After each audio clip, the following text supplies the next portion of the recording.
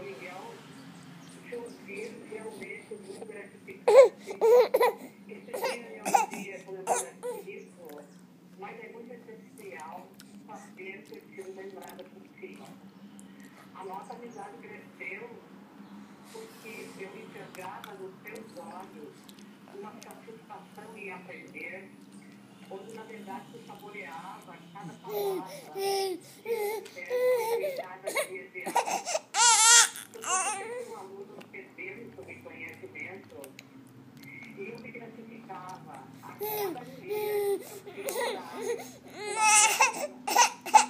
Conhecendo a porta da sala de aula, um dia tu queria saber mais. Tu queria saber qual era o próximo livro que ia ser trabalhado,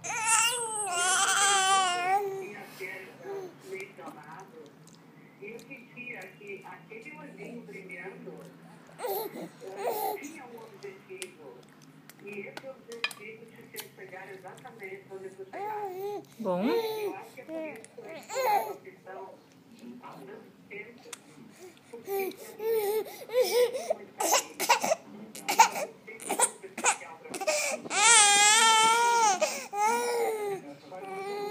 Mas você pode entregar ele, era bagunceiro, CDF, rebelde? Não, eu tenho olha que olho dele.